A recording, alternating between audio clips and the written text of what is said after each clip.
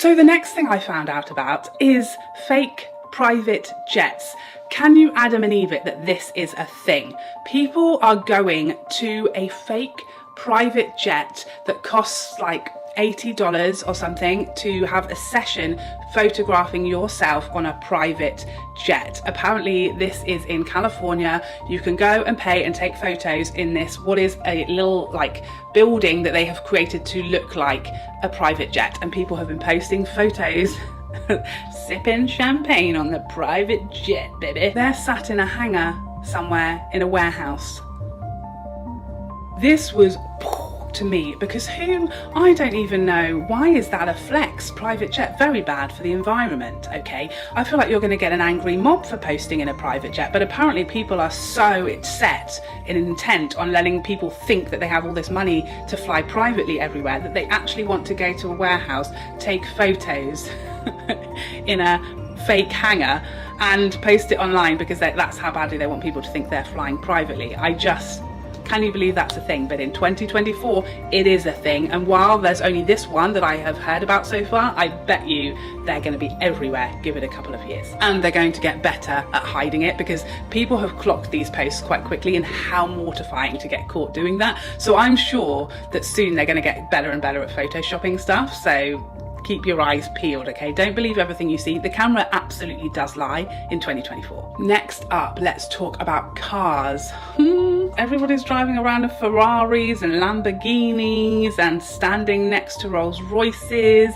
What is going on? Do you know how many of these cars and pictures of people stood next to cars are either not their car, they just stumbled upon this car and took photos on it or with it or next to it, or their rentals. Even the absolute dregs of society, Stephen Bear, rocked up to a court appearance where he was sent to prison for revenge, turned up in a rented Rolls Royce, smoking a cigar and wearing God knows what. That's the level of deception that we are dealing with here. Only for him to be sent down and have to later have his finances revealed that he literally doesn't have a penny to his name and is living with his mum and dad, and he has no money whatsoever, but he's rocking up and trying to say, oh, look at my Rolls Royce. He rented it with his last £400 for the day. Okay, and you can literally rent any car for the day and take hundreds and hundreds of photos, change outfits, take it to different locations, and that looks like that's your car. Of course they're going to blur the license plate so that nobody can check and see who owns this car, because you want your privacy. You don't want anyone being able to find out where your car is or what specifically is your car. Or did you just rent it? Faking wealth on social media by showcasing photos in private jets, expensive mansions, and other luxury items has become a prevalent trend. This phenomenon can be understood and critiqued from several perspectives. 1. Psychological impact for the person faking wealth. This behavior can stem from a desire for validation, self-esteem issues, or a need to fit into certain social circles. It can also be driven by the influence of social media culture, which often equates success with material wealth. 2. Social influence. For viewers, these displays can create unrealistic standards of success and happiness, potentially leading to feelings of inadequacy, envy, and pressure to conform.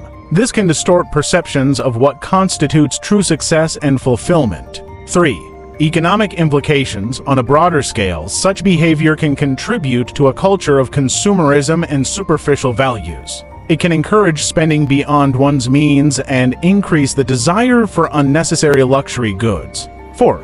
Authenticity and trust. Faking wealth undermines authenticity, which is a cornerstone of building genuine connections and trust. When people eventually uncover the truth, it can lead to a loss of credibility and respect for the individual who faked their lifestyle. 5. Legal and ethical concerns. In some cases, faking wealth can cross into fraudulent territory, especially if used to deceive others for financial gain, such as scamming or misleading investors and followers. 6. Counter movements. There is a growing movement towards authenticity and transparency on social media, with some influencers and users promoting more realistic and honest portrayals of their lives. This shift encourages mental well-being and more meaningful engagements. In conclusion, while faking wealth on social media might provide short-term validation and admiration, it has significant negative impacts on both the individual and society.